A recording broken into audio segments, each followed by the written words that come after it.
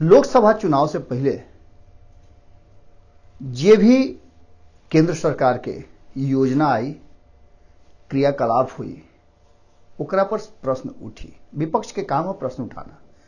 पिछला 4.5 साल से ज्यादा समय हो गई नरेंद्र मोदी के प्रधानमंत्री पद पर आसीन भइला।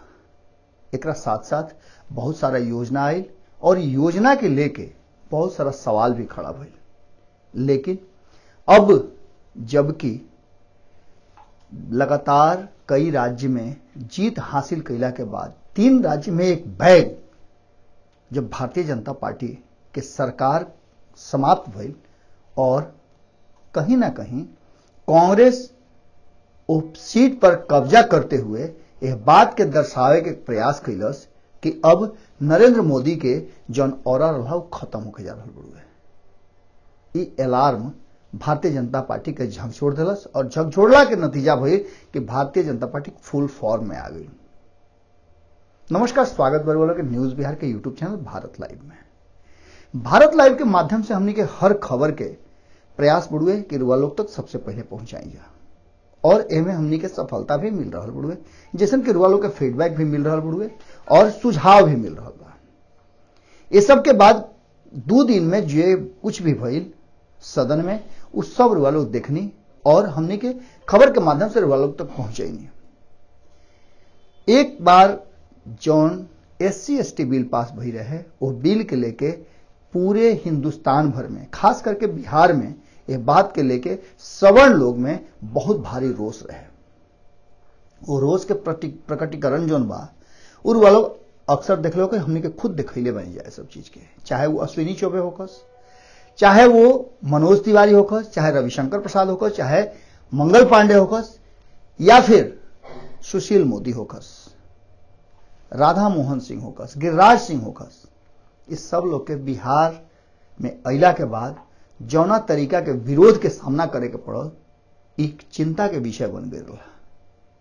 ये चिंता से काफी लोग चिंतित रहे और एकरा साथ साथ एक और बात भइल कि भारतीय जनता पार्टी जो पूरी तरह से 2014 के बाद से भारतीय राजनीति के डोमिनेट करत रहे, विश्व के सबसे बड़ पार्टी के तगमा लेवे वाला अमित शाह बैकफुट पे जाके जौना तरह के समझौता करे खातिर मजबूर भइले, अपना 22 सीट जीतल सीट के कम करे खातिर मजबूर भइले। 30 सीट पर लड़े वाली 2014 में भारतीय जनता पार्टी 17 सीट पर लड़े खातिर, लगभग आधा सीट पर लड़े खातिर यदि तैयार भइल, समझौता कैलस, तो कहीं ना कहीं भारतीय जनता पार्टी यह बात खातिर डराई जरूर रहे और वो डर से भारतीय जनता पार्टी के उबारे खातिर एगो विचार आई।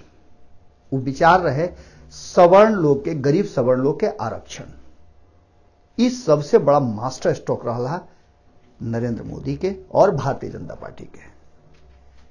चुनाव से पहले और वो भी जब सत्र के अंतिम दिन होके ओकरा एक दिन पहले रात में कैबिनेट से मंजूर कराना, सिन्हा आयोग के रिपोर्ट के आधार पर 10% आरक्षण देना और आरक्षण के दायरा बढ़ाना 49 से 59% करना, ये बहुत बड़ा और ऐतिहासिक कदम रहा।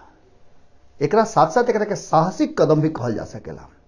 हालांकि लोकसभा में यह बिल के पास होके में कोनो तरह के उज्र ना रहे, कोनो परेशानी ना होके वाला रहे, चूंकि 1/3 बहुमत से भारतीय जनता पार्टी लोकसभा में बढ़ुए। लेकिन राज्यसभा में बिल अटके के डर रहा। लेकिन ये मुद्दा इतना सेंसिटिव रहा जौना में केहू हाथ डालल ना चाहत रहा, केहू ही ना चाहत रहा कि सवर्ण लोग के विरोध के दंश झेलो, चूंकि चुनाव बहुत नजदीक आ गई बड़ुए।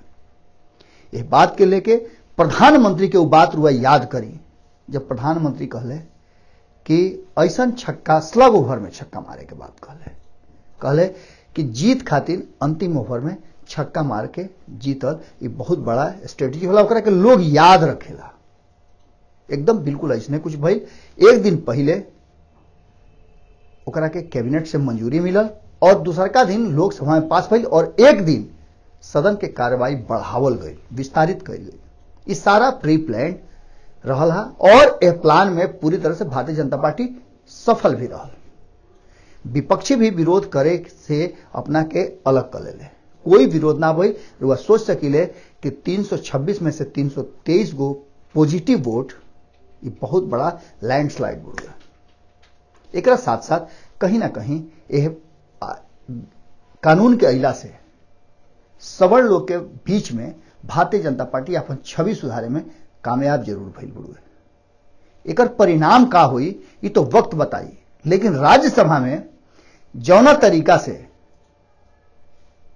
रविशंकर प्रसाद कानून मंत्री बतियौले, बात कैले, काफी सोचे विचारे वाला और आगे चल के ये बात कहे वाला बुढ़ुए कि अभी भारतीय जनता पार्टी के झोरा में जौन झोरा लेके नरेंद्र मोदी कभी कहत रहन कि मैं तो फकीर हूं, झोला उठाऊंगा चल दूंगा।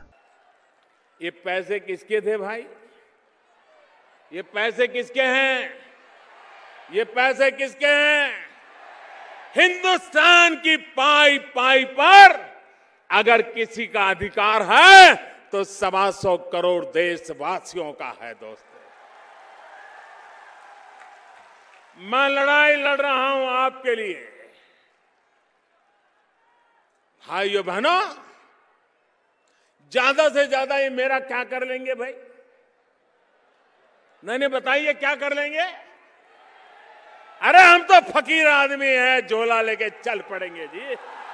उनका झोला में भी बहुत कुछ बाकी बुढ़ुए। एगो सवर्ण लोग के आरक्षण के बात कहले और दूसर का अभी और भी बहुत सारा बात रविशंकर प्रसाद इशारा में राज्यसभा में यह बिल के पक्ष में अपन विचार रखते हुए कहले कि अभी तो ये शुरुआत बुढ़ुए, अभी और बहुत सारा चौवा और छक्का लागल बाकी बुढ़ुए।